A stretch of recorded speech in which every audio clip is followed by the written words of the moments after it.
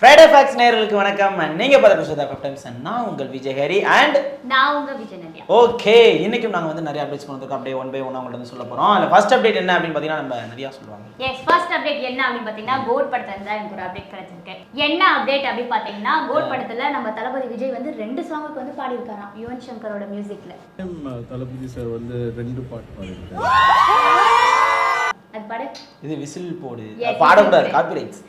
ஓகேக்கா. அம்மா இப்பலாம் எது பண்ணாலும் காப்பிரைட்ஸ். எது பண்ணலாம் இல்ல, சினிமா பாட்டு பாடினா காப்பிரைட்ஸ். சோ ஃபர்ஸ்ட் அந்த பாட்டு வந்து நம்ம விஜய் சார் பாடினாரு. அடுத்த ஒரு பாட்டும் வந்து விஜய் சார் பாடிருக்காராம். எது ரொமான்டிக் சாங்கா? அந்த மாதிரி எனக்கு ரொமான்டிக் சாங்கா தான் தோணுது. பார்க்கலாம். ஏன்னா வந்து அடுத்தது செகண்ட் சிங்கிள் தான் வந்து வெயிட் பண்ணிட்டு இருக்காங்க. ஆனா நிறைய பேர் என்ன சொல்றாங்கன்னா செகண்ட் சிங்கிள் வந்து அனிருத் வாய்ஸ்ல இருக்கிறதுக்கான வாய்ப்பு இருக்கு.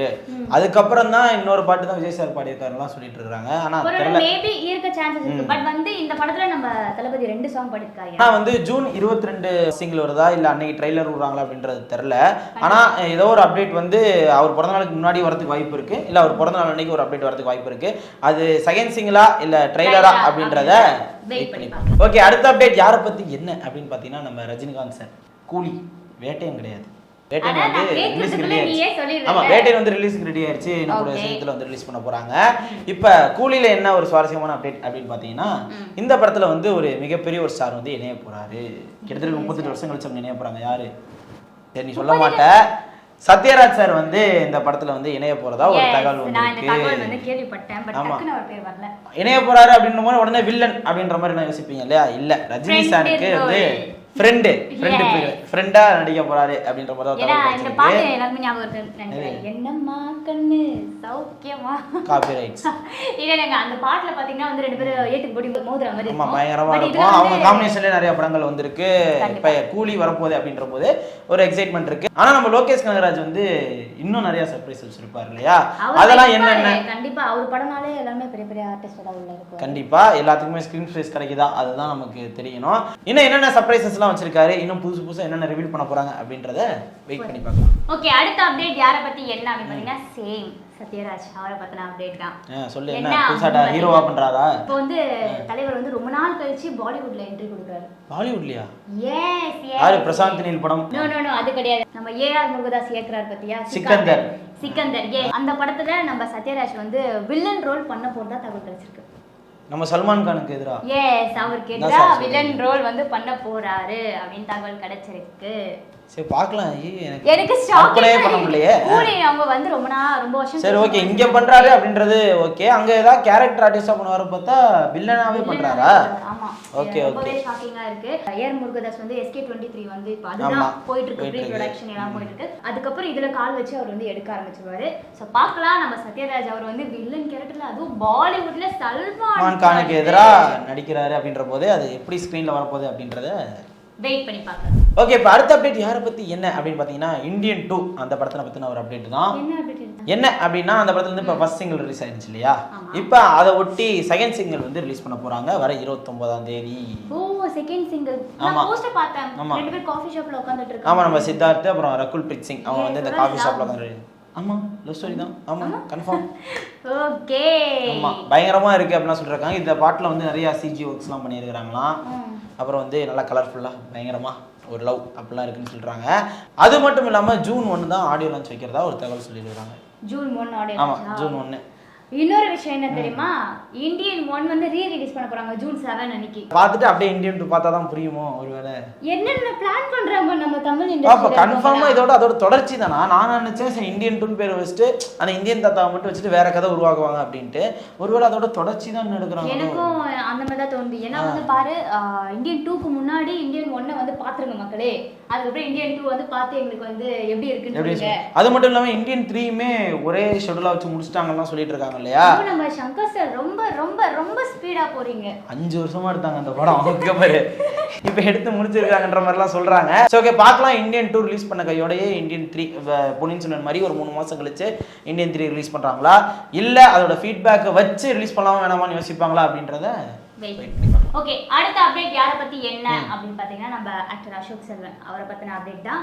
தக் லைஃப்ல வந்து அவர் நடிக்க போறதா அப்படின்னு சொல்லி ஒரு கன்ஃபார்ம் ஆயிடுச்சு. ஆமா, கிட்டத்தட்ட அவர்தான் அப்படின்றத சொல்லிருந்தாங்க. நேத்து வந்து அவர் சோஷியல் மீடியால ஒரு லைன் ஒன்னு வந்து போட்டிருக்காரு, ஒரு கோட் மாதிரி. என்ன போட்டிருந்தாரு அப்படின்னு பாத்தீங்கன்னா, one of those real memorable days miracles to happen. அப்படின்னா ஏதோ ஒரு மிராக்கல் நடக்க போகுது அப்படின்றத அவர் வந்து இன்டைரக்டா சொல்லியிருக்காரு. ஆனா மக்கள் என்ன சொல்றாங்க அப்படின்னு பாத்தீங்கன்னா இது தக் லைஃப் தான், இவர் இந்த படத்துக்கு தான் அப்படி போட்டிருக்காரு, மணிரத்னம் டைரக்ஷன் அடிக்க போறாரு. எல்லாருமே அததான் சொல்லிட்டு இருக்காங்க. ஒருவேளை வந்து ஏதோ இருக்கு போல ஸ்பெஷலா, அதனால இவர் வந்து நமக்கு இன்டைரக்டா வந்து இது பண்றாங்கன்ட்டு. அது பர்சனலா இல்ல அஃபிஷியலா யாருமே இது பண்ணல, ஆனா எல்லாருமே வந்து தக் லைஃபா தான் இருக்கும்னு சொல்லி பண்ணிட்டு. ஏன்னா மணிரத்னம் அவரோட டைரக்ஷன் பொறுத்த வரைக்குமே எல்லாருமே உள்ள வராங்க, நிறைய ஸ்டார் காஸ்ட் உள்ள வராங்க அப்படின்னா எல்லாருக்குமான ஸ்கோப் வந்து இருக்கும். ஏன்னா செக்கச்சவந்த வானத்திலே பார்த்துருப்போம், வந்து கிட்டத்தட்ட நிறைய ஸ்டார் காஸ்ட், சிம்பு அப்புறம் அருண் விஜய் அத்தனை பேர் இருந்தாங்க. எல்லாருக்குமான ஸ்பேஸும் கொடுத்துருந்தாங்க, எல்லாரும் ஃபேன்ஸுமே என்ஜாய் பண்றமான சீன்ஸுமே அதில் இருந்துச்சு. இப்போ அசோக் செல்வன் அதில் போறாரு அப்படின்ற போது அவருக்கு எவ்வளோ பெரிய ஸ்கோப் இருக்கும் அப்படின்றது வந்து இதில் தெரிய வருது.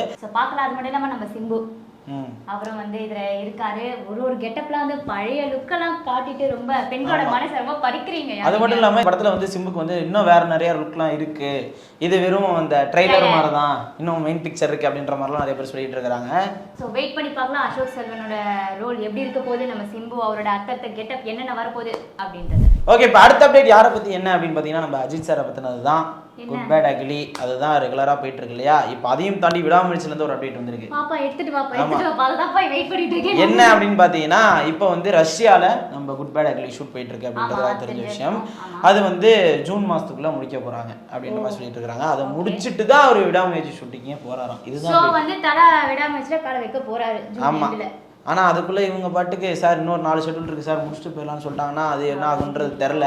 ஆனால் சீக்கிரம் வந்து விடாமுயற்சி ஷூட்டிங் முடிச்சுட்டு அதுக்கான போஸ்ட் ப்ரொடக்ஷன் அப்புறம் வந்து ரிலீஸ்க்கான வேலைகளை பார்த்தாங்கன்னா அதுக்கப்புறம் வந்து நம்ம ஜிபியூ அந்த படத்துக்கு வந்து நல்ல ஒரு ரெஸ்பான்ஸ் இருக்குன்றது தான் நான் எதிர்பார்த்துட்டு இருக்கிறேன். ஓகே, நம்ம ஷோட லாஸ்ட் அப்டேட் என்ன அப்படின்னு பார்த்தீங்கன்னா தங்கலான் படத்துல தான் அப்டேட் கிடைச்சிருக்கு. ஏற்கனவே வந்து நம்ம பேசியிருந்தோம். ஆமாம், பேக்ரவுண்ட் ஸ்கோர்லாம் வந்து கிட்டத்தட்ட முடிச்சுட்டாங்க. படம் வந்து ஃபுல் ஸ்விங்காக எல்லாமே வேலைகள் நடந்துகிட்டு இருக்கு. அது மட்டும் இல்லாமல் ஃபைனல் காப்பி அவுட்புட்டுமே வந்து எடுத்துட்டாங்கன்னு சொல்லிட்டு இருந்தாங்க. இப்போ என்ன அப்படின்னு பாத்தீங்கன்னா ரிலீஸ் பண்றதுக்கு பிளான் பண்ணிருக்காங்க.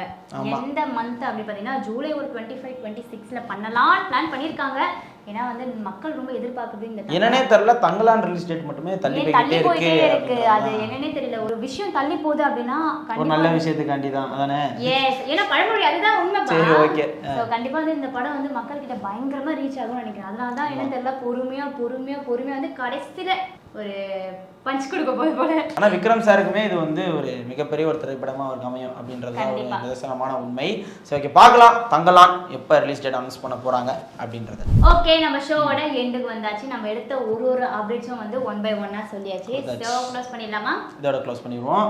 ஓகே, உங்களுக்கு இதே மாதிரி நிறைய அப்டேட்ஸ் தெரியணும் அப்படின்னா கண்டிப்பா நீங்க நம்ம ஃப்ரைடே ஃபேக்ட் சேனலை சப்ஸ்கிரைப் பண்ணிக்கங்க.